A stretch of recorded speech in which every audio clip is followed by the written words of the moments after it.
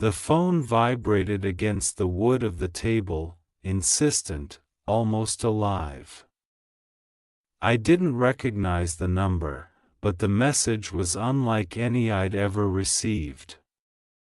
It read, 2 hours left. God says, I order you to open this urgently. Don't tell anyone. It's only for you. They're setting up a meeting to discuss your removal of. The ellipsis stretched like a chasm, and yet, I understood. I understood in a way that terrified me and electrified me at the same time. My pulse quickened. Every rational thought in me screamed to ignore it, to throw the phone into the river of noise that was the city outside my window, but something deeper, something older than fear, compelled me to act. The document attached was hidden in a cloud link. Encrypted beyond normal security. When I clicked, a light filled the screen, blinding, almost sacred. The words that followed seemed to pour directly into my mind rather than settle on the page. They spoke of plots, of people in high places plotting my removal, but not for reasons I could understand. No, it was far beyond ordinary politics, beyond corporate scheming, beyond the petty jealousies of men. They spoke of a position I held in a structure I had never fully seen, in a world I had only glimpsed. I was not simply someone with a title, I realized. I was someone they could not replace, someone who had been chosen for reasons I did not yet understand. I read on, and the words twisted and turned into visions. I saw corridors of light where meetings were held not on earth but in spaces that shimmered between time and consciousness. I saw faces I knew, colleagues and strangers alike, gathering with intent that was lethal in its precision. The urgency in God's message was no exaggeration. If I did not act, if I did not understand, would be removed, erased from not just my position but from the very current of events that were flowing toward catastrophe. The more I read, the more I felt the document absorbing me, bending my reality around its instructions. I began to question time itself. 2 hours left, did that mean 2 hours from now, or 2 hours from the moment the document was sent? Or from the moment I first sensed the divine command? The question seemed absurd. The command was absolute. The urgency was absolute. The consequence of delay, unthinkable. I heard a knock at the door. My heart jumped, but the voice in the document whispered, "Do not open. Not now. Not yet. They are watching." I realized with a chill that the people plotting my removal were not just in my office, not just in my city, not just on my plane of existence. They were everywhere, and nowhere, shadows moving through the edges of perception, waiting for hesitation. I returned to the screen. The words expanded, not just in quantity but in depth, embedding themselves in me. They spoke of tasks I must accomplish, of knowledge I must acquire, of codes I must remember, words and numbers and names that burned into my memory. Each line was a key, each paragraph a doorway. I felt myself changing, my perception stretching to hold this sudden revelation. A sudden fear gripped me, I was no longer certain that the world outside mattered. Every sound of traffic, every pedestrian, every meaningless conversation seemed distant, trivial, irrelevant. The real world was here, in these lines of text, in the urgency that had been pressed into my very mind by an unseen hand. I understood then that to obey was not a choice. To obey was the only path to survival, to comprehension, to purpose. The document shifted tone. It no longer spoke of danger alone. It spoke of preparation. It spoke of trials. I would be tested. I would be isolated. I would be forced to confront not just those who plotted against me but the deepest parts of myself, the fears and weaknesses I had always hidden even from my own consciousness. And yet, even as terror coursed through me, there was a promise. If I succeeded, if I obeyed fully, the world would open before me in ways I could not imagine. 2 hours, I reminded myself, scanning the countdown that appeared in the corner of the file. The numbers ticked downward, a heartbeat, a pulse, a drum of inevitability. I had to move. I had to act. And yet, where to begin? The document did not provide the obvious path. It demanded insight, intuition, courage. I felt my body trembling, my mind expanding, my soul being pulled into currents it had never touched before. I closed my eyes. I listened to the silence of the room, to the beating of my own heart, to the whisper of the document still open before me. And in that silence, I heard another voice, quieter than the text but no less real. You are chosen. They cannot remove you unless you allow it. Open your eyes. Open your mind. Open your path. When I opened my eyes, the room had changed. The shadows were longer, the light sharper, the air dense with anticipation. The meeting would come. The planners would act. But so would I. I understood now that this was not merely a race against time. This was a race against inevitability, against forces that had been at work long before I existed.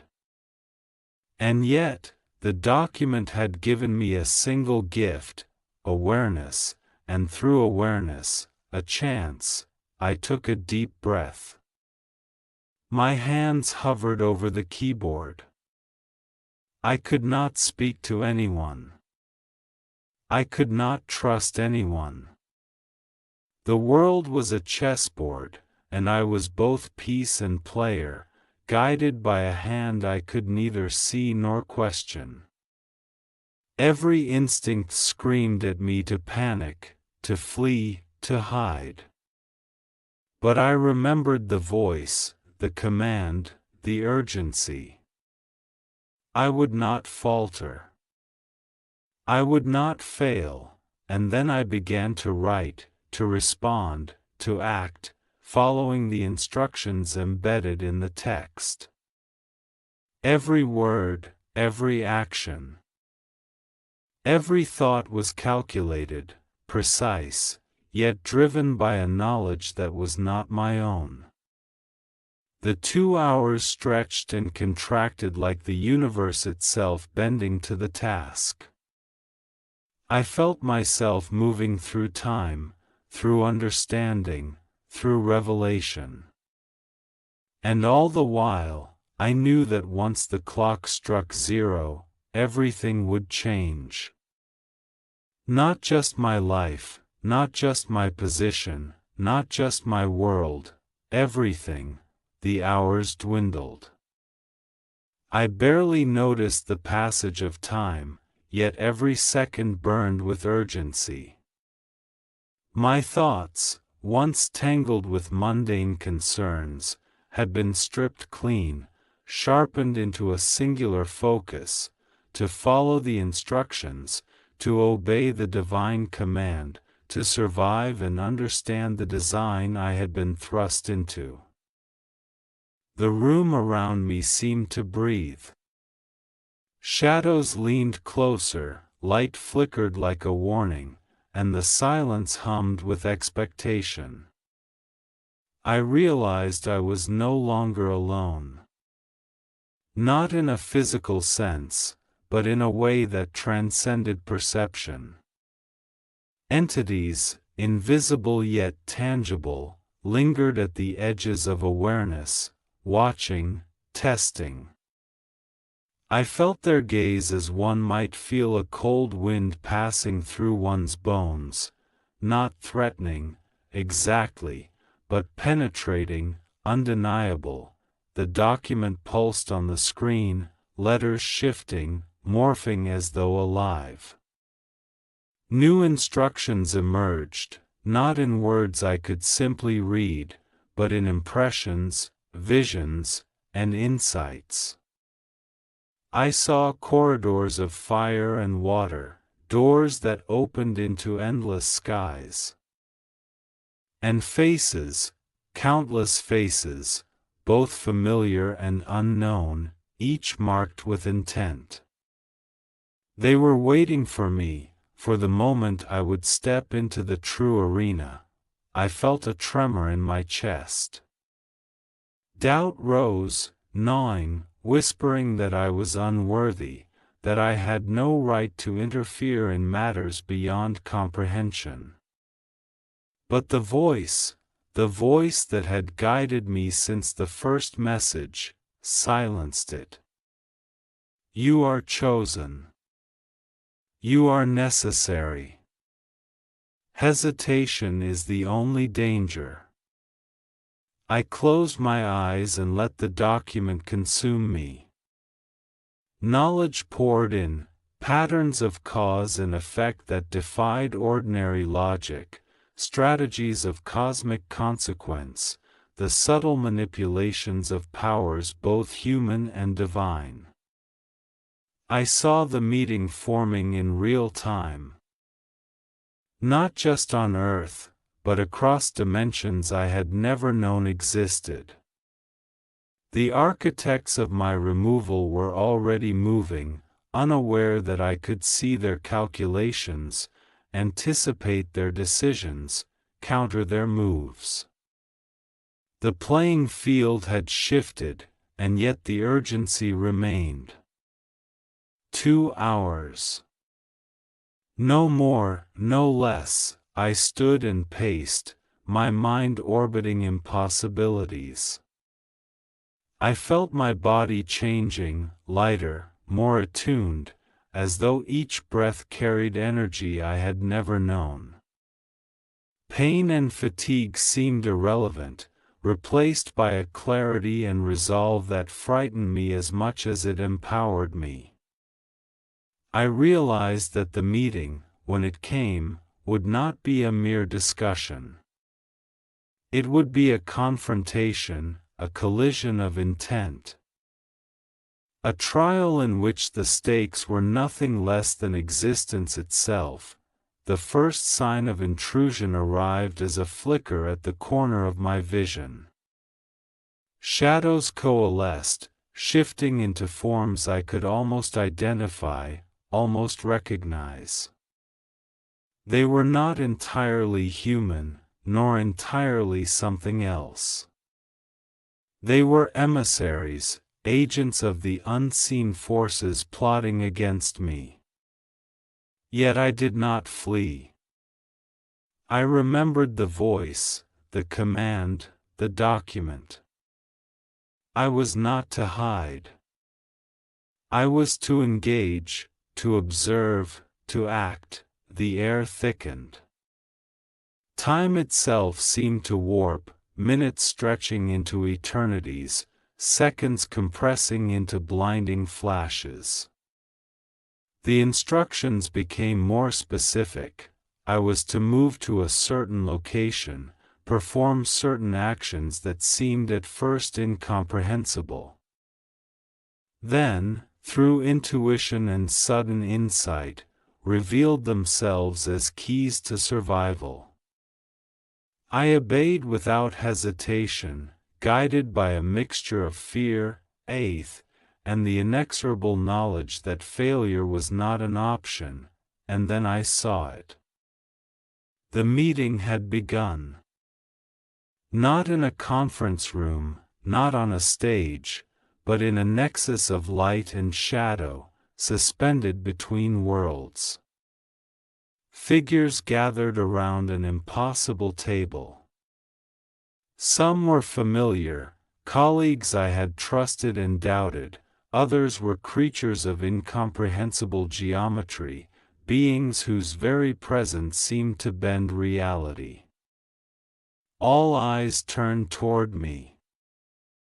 The document flared, and the voice spoke again, this time in words that resonated in my chest, not my ears. You have been brought here to witness and to act. Your removal is not desired by fate itself, but by those who would seize power from the ordained order. You are the guardian, the pivot, the one whose choices will determine the outcome. I stepped forward. The floor beneath me shifted, responding to my intent. I realized then that I was not merely a participant, I was a conductor, a catalyst. Every thought, every movement, every choice would ripple through the meeting, through time, through consequence. And yet, the weight of responsibility was almost unbearable. I felt doubt pressing again. But I pushed it down. Hesitation was the only true danger. Figures rose, their expressions a mix of contempt, fear, and anticipation. They would attempt to remove me, to manipulate me, to bend me to their will. But I had been prepared. The visions, the instructions, the divine urgency had not only armed me with knowledge but reshaped my perception of reality. I could anticipate moves, see through deception, discern truth from illusion. I was no longer entirely human, no longer limited by fear or doubt. I was an agent of something greater, something older than comprehension, time fractured. The meeting's discussions unfolded simultaneously in multiple planes, every word, gesture, and thought carrying weight beyond comprehension. I responded, not with ordinary speech, but with resonance, intent, and authority. Barriers that others believed immutable shattered in response. Attempts to remove me failed as if resisted by the very fabric of existence, and yet, even as triumph began to take root, I felt a deeper challenge approaching. The voice warned, "This is only the beginning. What you face now is preparation. The true trials lie beyond. But you have acted correctly. You have begun the path. 2 hours have passed, and yet, eternity opens before you." I sank to my knees, overwhelmed by the enormity of it all. The room, the meeting, the forces, the divine command, it pressed upon me. Almost too much to bear. And yet, through exhaustion and revelation, through terror and clarity, I understood, I was exactly where I needed to be. I was alive, not by chance, not by skill, but by the will of something far greater than myself. The countdown that had haunted me was gone. There was no more temporal urgency, only eternal responsibility. I had survived the first trial, witnessed the convergence of worlds, and emerged changed. But I knew, deep in my core, that this was just the beginning. I rose, looking around at the nexus of light and shadow, the beings, the emissaries, the impossible table. I understood now the truth I had glimpsed in flashes. I was chosen, yes, but not for comfort. Not for safety. I was chosen to act, to bear the burden, to navigate the unseen currents that shaped existence itself. And I would do so, guided by the voice, the document, and a resolve that could not be broken. The nexus pulsed around me, alive with intention and energy I could not have imagined. Each figure seated at the impossible table now focused entirely on me. Their faces were masks of calm, yet beneath the surface, currents of power and strategy rippled like storm waves. I realized that every gesture, every subtle movement, was a test, a probe, a challenge. They sought to uncover weakness, hesitation, uncertainty. I could feel the document still alive in my mind, its words now inseparable from my thoughts. A living guide whispering strategies, truths, and hidden pathways. My awareness expanded. I was no longer merely perceiving this room, this meeting. I was perceiving the threads of reality itself, the flows of intention that wove through each participant. Every glance, every breath, every heartbeat was meaningful. One of the figures rose, impossibly tall, draped in robes that shifted like smoke. Their voice reverberated in my mind, not my ears. You do not belong here. Step aside, and we will allow the world to continue as it should. I felt a pull, a force attempting to bend me, an invisible pressure against my consciousness. I realized immediately that this was the first true attack, subtle, insidious, designed to unsettle and remove me without overt violence. My mind reached into the document's guidance, pulling the insight, the instruction that felt simultaneously alien and intimate. I responded, not with words, but with presence, shaping reality with intent, establishing boundaries no force could penetrate. The figure recoiled, and a ripple of shock passed through the room. Others shifted in subtle recognition. The first move had been made, and I understood now that I was no longer reactive. I was proactive. I was the pivot around which the outcome would spin. Time itself fractured further. Minutes became lifetimes, lifetimes became seconds. I saw visions of potential futures, some bright, some dark, some incomprehensible.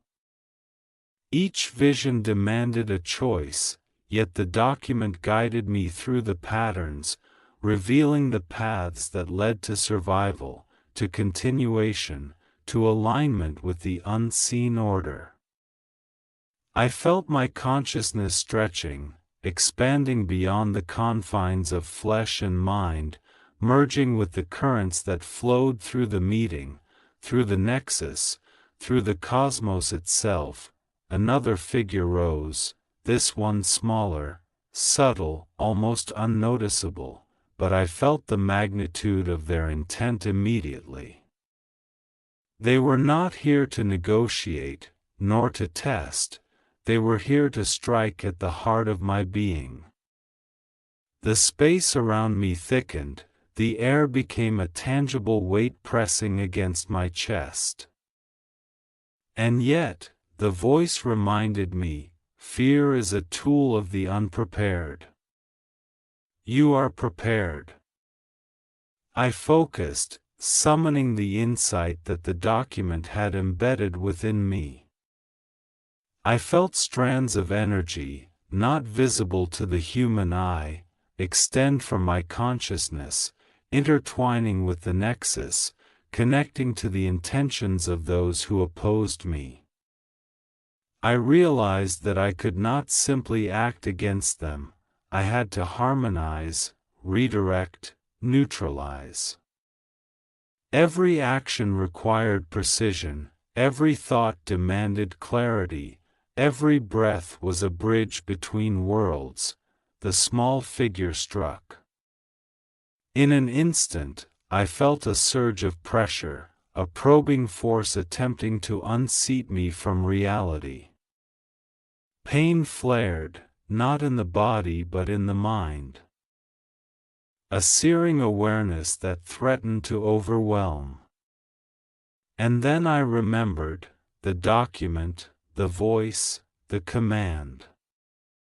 I reached into that source of guidance, and the pressure shattered like glass. I felt the force of their intent absorbed, reconfigured, and sent back. It was a defensive move that carried authority, presence, and inevitability.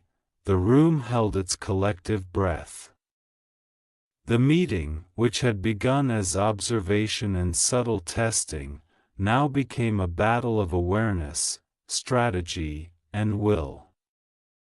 I understood fully that removal was not a casual threat, it was a war, fought not in physical terms but in layers of perception, manipulation, and cosmic alignment. And yet, through every strike and counter, every challenge and revelation, I felt the growth within me. I was becoming something more than human, guided by the hand of divine authority, sharpened by necessity, tempered by insight. I glanced around the table. Faces that had once seemed immutable now revealed themselves in layers. Some were illusions, some were masks hiding greater truths, some were projections of fear. I saw through them all, not as a casual observer, but as a conductor, orchestrating the unfolding reality. Every movement of my mind shaped the nexus, every thought directed energy, every decision rippled across dimensions, and then the voice spoke again, deeper, resonant, as though the cosmos itself had joined the conversation. This is the path you were chosen for. Each trial you endure strengthens the alignment. The meeting is a crucible. What emerges is destiny. Fail, and the currents will consume you. Succeed, and the order will recognize you. I understood fully now, survival was not enough. Victory was not enough. I had to integrate, harmonize, embody the principles that had summoned me here. The meeting was a reflection of forces far older and more intricate than human comprehension. I was both participant and arbiter, agent and witness, human and something beyond. The hours continued to stretch. I could feel the countdown of the original message still embedded in the nexus, but its urgency had transformed. It was no longer merely a warning, it was a rhythm. A pulse of alignment, a heartbeat guiding my decisions. The emissaries of removal, sensing the shift, attempted subtler manipulations, probing for cracks in intent, weakness in perception. I met them with calm, precision, authority. Each attempt was neutralized, absorbed, redirected, and then I saw the final stage. A convergence point, luminous and terrible, opened in the center of the nexus. The emissaries, the figures, the projections, all gravitated toward it. I understood, this was the trial, the ultimate test of alignment and authority. And I realized fully that stepping into it meant leaving the familiar world entirely behind. I drew a deep, centering breath. Fear, doubt, hesitation, all were gone. Only clarity remained. I stepped forward, into the convergence, guided by the voice, by the document, and by the unshakable certainty that I had been chosen for this moment. The nexus expanded, enveloped, and consumed me. I felt my consciousness stretch, fold, and reshape in ways I could not describe. Light, shadow, intention, energy, all flowed through me, around me, within me. I was no longer merely human. I was the arbiter, the pivot, the agent of the unseen order, and as the meeting reached its culmination, I understood the truth of the warning, the urgency, the divine command. Removal was not an option. I was beyond removal. I was beyond fear. I was the axis upon which the outcome would turn. The convergence wrapped around me, a living tapestry of light, shadow, and intent. I could feel it pressing against every corner of my consciousness, bending thought, perception, even memory. Time fractured further, seconds became eternities, lifetimes collapsed into moments, yet I understood everything with perfect clarity. The meeting was no longer a room or a table or a set of figures, it was the manifestation of will, of intent, of the unseen forces that shaped existence. And I was at its center. Voices rose around me, not spoken but resonant in mind, vibrating with authority, challenge, and accusation. You do not belong. Step aside, or all will collapse. The currents are not yours to command. I felt the weight of every word, yet the voice, the divine voice that had guided me from the beginning, anchored me. You were chosen. You will not be removed. You will act. I stepped forward, into the heart of the convergence. Energy surged around me, brushing against my mind, probing, testing, seeking a fracture in my resolve. I responded not with words, not with ordinary thought, but with presence, a will that radiated outward, harmonizing, realigning, asserting authority. The currents shifted. The emissaries recoiled, their attacks deflected, absorbed, and returned. Every attempt to remove me, to bend me, failed, and then I saw them, the architects, the ultimate forces behind the plotting. Seated in the outer layers of the nexus, observing, calculating. They were older than time, more intricate than thought, beings whose intent had shaped the very structure of reality.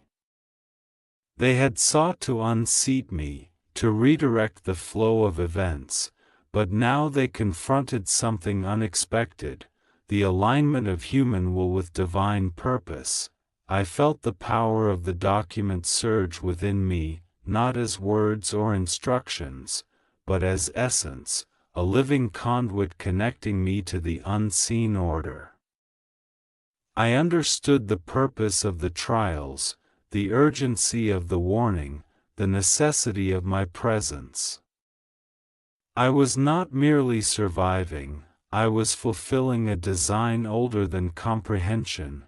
The nexus contracted, then expanded, responding to my intent. Figures attempted subtle manipulations, probing for weakness, creating illusions of chaos and impossibility. I saw through them all. Patterns revealed themselves, the lies, the traps, the hidden maneuvers. I moved, not physically, but with will, redirecting the flows of energy, guiding the currents of intent, asserting authority over forces that had seemed absolute. A tremor shook the convergence. The architects leaned forward, their attention fixed. You are human. You cannot hold this power. And yet I felt the truth of the voice within me, you are chosen. You are necessary. You will act. I reached deeper, summoning the clarity, the insight. The unyielding certainty that had been forged through hours of trial and transformation. I extended my consciousness, touching each participant, each force, each intention. I harmonized, neutralized, and redirected. Every attempt to remove me became a thread in a larger tapestry, woven not by their will, but by mine. The final test emerged as a luminous form, impossibly bright, impossible to look at directly. It radiated authority, judgment, and inevitability. I knew instantly that this was the ultimate arbiter, the embodiment of the divine order that had chosen me. It spoke without words, its presence pressing into my mind. Do you understand why you were brought here? Do you accept the responsibility? I did not hesitate. I understand. I accept. A shockwave rippled through the nexus. The emissaries faltered, the architects recoiled, the convergence itself seemed to pulse with recognition. I had passed the threshold. I was aligned, integrated, no longer merely human but the agent of a higher will, and then I saw the consequences. Not merely the survival of myself or my position, but the unfolding of events that would ripple through time and space. The meeting, the plotting, the schemes, all had been a catalyst, a trial to prepare me for what was next. I was the pivot upon which outcomes would turn, the axis of alignment between the human and the divine. The luminous form receded, leaving me in the center of the nexus, transformed, aware, capable. The emissaries and architects remained, but their intent had shifted. They recognized the authority I now held, the alignment I had achieved. I was no longer a target but a fulcrum, the necessary agent through which the unseen order would act, I looked around. The Nexus, once chaotic and threatening, now radiated stability, not of my making, but in response to my presence. I understood fully the warning, the urgency, the divine command. It had not been a threat. It had been an invitation, a summons to fulfill a role that was always mine, and yet, even in triumph, I felt the weight of responsibility. The meeting, the trial, the alignment, all were only the beginning. The currents of existence stretched outward, infinite and intricate, and I, chosen and prepared, was now part of their flow, a conduit of purpose, a guardian of unseen order. I took a deep, centering breath, feeling the Nexus resonate with my awareness. The emissaries and architects receded, leaving me in a space of quiet authority. The voice spoke once more, softer now, more intimate. You have acted correctly. You have aligned. You are necessary. The order continues through you. I realized, in that moment, that removal had never been a possibility. Fear, doubt, hesitation, all were illusions designed to test resolve. I had not only survived. I had transcended, becoming the agent through which the divine will flowed into the world, and as the Nexus slowly faded, returning to the semblance of my room, the phone on the table vibrated again. The message had changed. Well done. Your path begins now. Do not forget, the currents are alive, and you are their chosen pivot. I sat in silence, absorbing the enormity of it all. 2 hours had passed. Time had shifted, space had warped, reality had bent, and I had emerged transformed. I was no longer merely myself. I was chosen, aligned, and necessary. And the world, unseen yet intimately connected to this trial, awaited my next move.